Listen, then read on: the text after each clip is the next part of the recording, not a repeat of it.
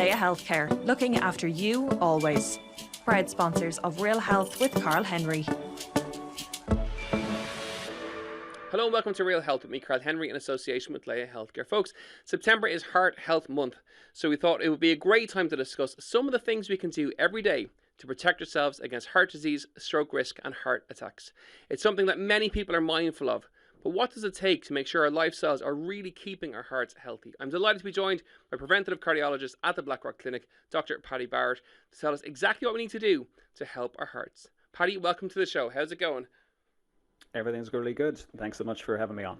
So let's get cracking. When should people start caring about their heart health? At what age, or is there an age, or should we just be conscious of it all the way through our lifestyle and life cycle? The age is now, and that's not a facetious answer because it's always now. It doesn't matter what age you are, because ultimately when you look at the literature and data around heart disease, and when we say heart disease, we're talking about coronary artery disease. This is something that if you live long enough, you're going to develop to a significant amount. We know that 35% of people will die from cardiovascular disease, and it is likely even starting at the earliest stages in our life, even before our teenage years. So really the answer is always now in terms of to think about your cardiovascular health. And how common is heart disease in Ireland? Is it as prevalent as I suppose we're led to believe? Yeah, the answer is yes. It is very common, but I think you have to look at this backwards in terms of what people will die from, and the average adult in the developed world, of which Ireland is in that category. 35% of people will die from cardiovascular disease, and the top three causes of death in most of the developed world is going to be cardiovascular disease, cancer, and dementia. And we know that there's many factors that are shared between all of those. So if you focus on those factors, you can actually decrease the risk of developing cardiovascular disease, cancer, and dementia at an early age. And this is the key point to actually make here. When we talk about prevention of cardiovascular disease or prevention of cancer, even for that matter, a lot of the time it's about delaying the onset at an early age. If you were to live to 200 years of age, even with the best genetics and lifestyle, it's likely that you're actually going to develop significant cardiovascular disease. Because when we look at the healthy centenarian population, the people who live to 100 years of age and are generally fit and healthy, we find that they don't die from skydiving accidents or their last descent of K2. They die from the same things as everybody else. The key difference between these individuals is that they get the chronic diseases that we've just spoken about 20 to 25 years later than everybody else. So really the key here is not to prevent coronary disease or cardiovascular disease in its entirety. The key here is to create a phase shift as to when you develop the coronary disease, understanding that everyone who is listening to this right now has already probably built up some coronary disease, and the question is at what rate are you going to continue to build it up? So you're really looking for people to age healthier, to age better, to push the time scale at which you may develop this and get it later down the tracks by 10, 15, 20 years or whatever it may be.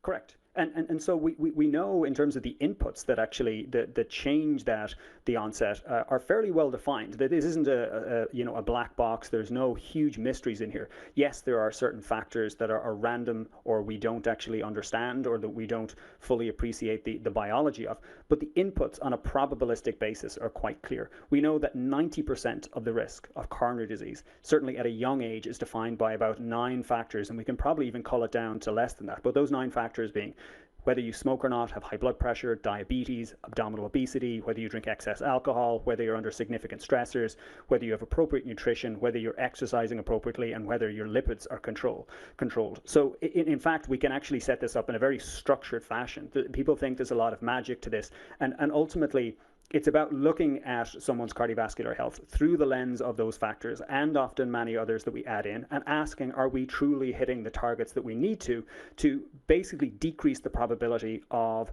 cardiovascular disease developing at a young age? And the key here is actually saying probability. It is absolutely true that you can do absolutely everything correct. You can have perfect genetics and you can still develop coronary disease at a very young age. But the probability of you developing coronary disease at a young age is exceptionally low. So we always have to be playing a game of odds here. And that's often where the confusion comes in. Someone's heard of someone who, is a good exerciser, eats well, and has heart disease at a young age, and they say, well, what's the point? The answer is probability. You always have to stack the probabilities on your side. And talk to me about genetics and how important they are, like, the family history component of heart disease, and how important is that? It's really crucial. And we know that there's very strong genetic contributions to cardiovascular disease. But ultimately, when we talk about, say, family history, we're really asking about genetics. But when we ask about family history, there's many social factors that are matched into that. If someone is a heavy smoker, say their parents were heavy smokers and they had heart disease at a young age, the impact of genetics there is somewhat diluted because you have such a heavy weighting of risk from the smoking. So we always have to be careful to tease that out. It's when someone has heart disease at a young age and their parents say were non-smokers, that's when we actually begin to be much more concerned about genetics. But the key here is actually recognizing that, yes, family history is very important. Genetics are significant contributions to risk. But if you do all the things correct from a lifestyle perspective, you can actually decrease the risk of developing coronary disease by about 50%. So you're halving your risk. So even if you have all the odds stacked against you from a genetic perspective, you can make significant progress and significantly de-risk yourself over time. Chat to me about the abdominal kind of weight storage or abdominal fat element and heart disease risk. Obviously, as a society, Irish people, we're very apple shaped. We store a lot of our weight, men in particular, around that central part of the body, and that puts you at an increased risk of cardiovascular disease. Yeah, and we know that obesity and overweight has increased in Ireland since the 1980s. It has about doubled since the 1970s, has at least tripled. People haven't changed. Our environment has changed. And the key here is understanding that when we talk about overweight and obesity, there's really two broad categories of where we store fat. One is what's called subcutaneous fat. There's love handles on the side. That's the stuff that sits outside of the muscular part of your body. And that in general is actually not very contributory to cardiovascular risk. The other type of fat is what's called visceral fat, and that is the stuff inside your abdominal cavity. That is the fat that is in your major organs like your liver, your pancreas, and your kidneys. That is a very, very dangerous fat storage area. And that is the engine of inflammation that drives a lot of the cardiovascular disease. And this is why when we talk about abdominal obesity, we refer to things like waist circumference rather than weight in total.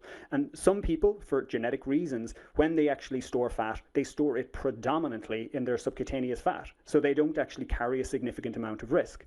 But ultimately, it will eventually spill over in terms of their visceral fat. And this is why when we look at this concept of thin on the outside or fat on the inside, this particularly affects, say, Asian populations. Yeah, the skinny fat individuals. And so Asian populations, they tend not to be excess in weight above our traditional thresholds, but they have that excess of only visceral fat, and that carries with it a very high risk of all the cardiometabolic diseases that we've talked about. And, obviously people can get that checked through, a smart scales or something like that. And, for that, presumably that's the most accessible way to get a rough measure on your visceral fat levels. That's correct. And you can also simply check a waist circumference around your waist with a simple tape measure. The reality is that most people, even just looking in the mirror, will be able to give a gestalt in terms of whether they're carrying excess abdominal weight, and that is the thing that is probably one of the best risk markers of this engine of inflammation that again drives not just cardiovascular disease but many cancers. So there's about 13 or 14 different types of cancers that are increased risk in those who have obesity. With the exception of smoking, obesity is the highest preventable causes, has the highest preventable causes of cancers, and also the increased risk of abdominal obesity is associated strongly with dementia. So when you're looking at the three leading causes of death, cardiovascular disease, cancer, and dementia, there's a very strong relationship with each of those. So targeting, say, abdominal obesity is crucial to de-risking yourself across all those three domains. Okay, so if anyone is listening in today, the most important thing they can do either tonight or tomorrow morning, stand in front of the mirror naked, have a look at where your weight is, and if it's around that central part of the body and that's where you carry your weight, you are at a higher risk of all three things, but particularly obviously heart disease in terms of today's episode. Correct. Chat me, are there any other on a societal level then, both in terms of maybe age and people or sectors in society who are at a higher risk of heart disease? Is it men versus women, or is there specific profiles within society that we think have a higher risk factor? So females have about a 10-year advantage from a cardiovascular disease perspective in terms of the onset of coronary disease. That risk benefit is actually taken away if they go through early menopause. So it's important to recognize that early menopause is an independent risk marker for cardiovascular disease. The key here is that what drives cardiovascular risk often are your lifestyle behaviors, and your lifestyle behaviors are often driven by your environment. So the delta here is driven by, if you are in a lower socioeconomic class, you're much less likely to be able to engage and participate in the healthy behaviors that are likely to decrease your cardiovascular risk. We know that in Ireland, just under 20% of the population smoke, so 1 in 5 people. But if you're in a higher socioeconomic class and you look around, that figure doesn't seem to make sense. And that's because in a higher socioeconomic class, that actual figure is much, much less. But if you're unemployed, for example, for more than 6 months, the smoking rates are about greater than 40%. So, this is why when we actually look at the same figures in terms of obesity and hypertension and early heart disease, the environment that you spend your time in is a huge factor in driving your cardiovascular risk. Folks, you're listening to Real Health with me, Karl Henry, in association with Laya Healthcare. That environment factor is fascinating. So we've already told our listeners to go and stand in front of the mirror, have a look at where your weight is. If it's around your belly button and centrally, you're at a high risk of all of these three things. Secondly, now we're looking at the environment that you spend your time in. So it's important that they look at their environment, how they're spending their time, and to make their environment healthier, and give us some simple tips that they presumably, obviously exercise more is going to be one of them, and get more daily movement in, presumably. Well, I think, when we look at these things and the factors we say, they tend to come across as, do your exercise and watch your nutrition and, focus on your actual cognitive health and well-being. The reality is they are the main things. When you actually look at the impact of exercise, for example, people broadly need to be exercising more often, and actually often at higher intensity levels.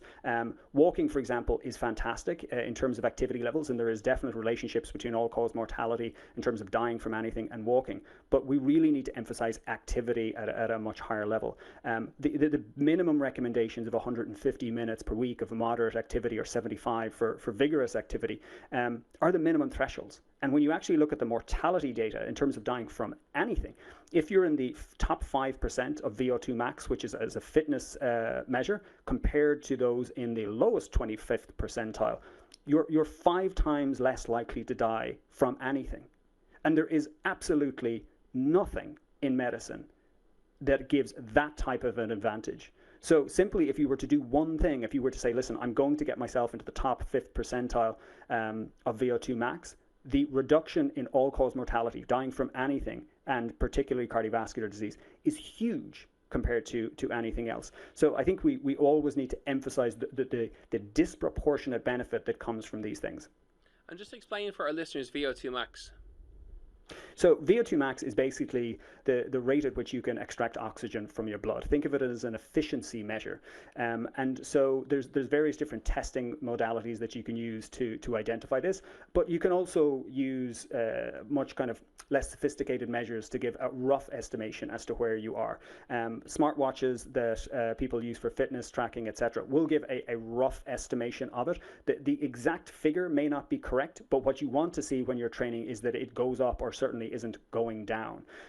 And when you use these figures, these VO2 max figures, when done correctly, are a very good indication of the health of your mitochondria. And mitochondria are basically these energy cells in your muscles and all the different cellular structures in your body. And that is, when we talk about fitness, is the ability and the efficiency by which you turn the energy that you input into the energy that you actually use for movement in the world. And it's that efficiency which is highly correlated with decreased risk of cardiovascular disease, cancer, and dementia. And that's why we need to tailor our training around this. And you touched on it there in terms of the smartwatches and the wearables, and they play a really important part in helping people to get healthier. And while they may not be as accurate as a lab setting or a sports science lab setting or something like that, they're going to give you a really good indication of certain things, such as the VO2 max or your RH or your resting heart rate or something like that. They're a really good tool to help you stay healthier and get healthier. Well, again, like everything, it's a tool. Fire is a tool. When used inappropriately, it burns down buildings. When used appropriately, it was actually probably one of the most advantageous things that humans ever did in their history. So you always have to recognize what its capabilities are and what its limitations are. I think roughly for non-medical grade systems that we use, what we have to rely on is more of a trend and the direction of travel of improvement. If you are actually making improvements or not, or if you're actually losing ground. And I think that's where a lot of the benefit can be. Certainly there's a gamification element to this in terms of achieving certain step counts or making sure that you hit your metrics. And that's really useful. But understand what the limitations are, understand where the tool is used most appropriately. What about people who've done damage to their hearts already? Like, is it ever too late to see a benefit or an improvement or a change? And presuming the answer is no, but I'd be fascinated to see what it is.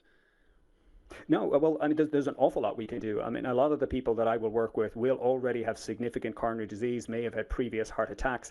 And we know that if you continue to focus on those factors that we spoke about, you can actually decrease the risk of having a second heart attack or dying from that cardiovascular disease dramatically, much more than we can from, say, even any of the medications we use. In addition to those things, in addition to those fundamental core pillars of lifestyle, those four pillars being nutrition, exercise, sleep, and stress, you have to then, is there incremental benefits from, say, certain medications? And for a lot of people who have existing heart disease, the answer is yes.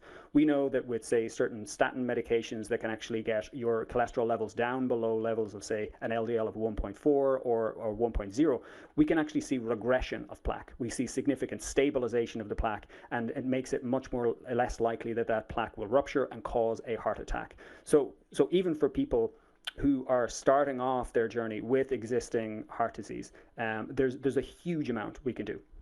And for people who are listening in, who you've motivated to start and to get started, and they want to get a screening done or get their bloods checked or whatever, what's the best way to do that? Presumably it'll be in through their GP and take it from there, I would imagine.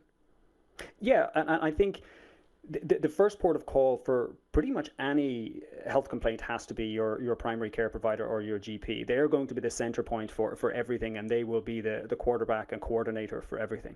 I think you also have to recognize that educating yourself is crucial on this. And the way I phrase this is you have to treat it like your life depends on it, because it does.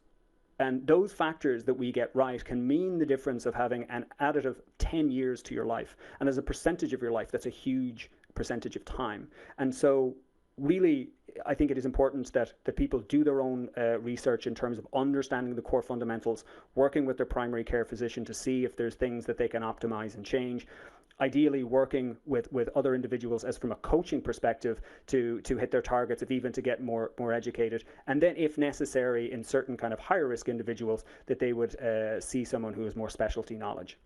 And if they're if they're doing a Dr. Google on it, which a lot of people tend to do, presumably the HC will have really good stuff. The Irish Heart Foundation will have really good content online and really reputable content that people can have a look at and begin to learn a bit more. Exactly. And this is the thing. Google, the internet, is a tool. When used wisely, it can be incredibly valuable. And I think when you get more sophisticated about your knowledge, you can expand your net in terms of what you consume. But if you start with proper governmental-led organisation structures in terms of the HSE, the NHS, the British Heart Foundation, the Irish Cardiac Society, these will be invaluable resources to start the journey in terms of building the basic vernacular around cardiovascular health. And then you can work from there. Talk to me around one of the factors you mentioned there was sleep health. Chat to me about that and the importance of that for your heart health.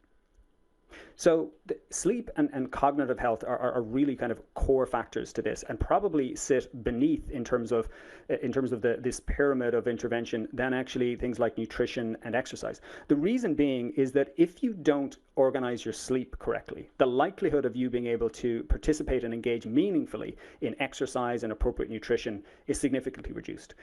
We know we have a lot of data that would suggest that poor sleep is highly correlated with worse cardiovascular outcomes. We always have to be mindful that these are associational data, not necessarily causative data. We know that if you're sleeping less than 4 hours a night, your glycemic parameters in terms of the measures associated with glucose control and diabetes get worse. We know that you're much more likely to make poor food choices. And we all know ourselves, after a bad night's sleep or getting little sleep, our motivation to exercise is reduced, and our motivation to eat improper foods, kind of high in fat and carbohydrates, is much higher. Everyone is aware of this. So this is the bedrock. And secondly, and probably more importantly, when your sleep is very poor on a regular basis, your cognitive health, your emotional well-being is likely to be reduced significantly. And so therefore, not only are you likely to actually make poor choices, your quality in terms of how you feel about yourself is diminished significantly. And this is the Marcus Aurelius line in terms of the quality of your life is defined by the quality of your thoughts. And if you have poor sleep, the quality of your thoughts is likely to be significantly diminished. Oh, I love that. I'm so going to rob that and use that for the future. It's really good. Well, you're robbing it from a Stoic philosopher from 2,000 years ago. You're not robbing it from me. It's brilliant, though. It's really good. If people want to contact you, do you have any online content, or where can they contact you?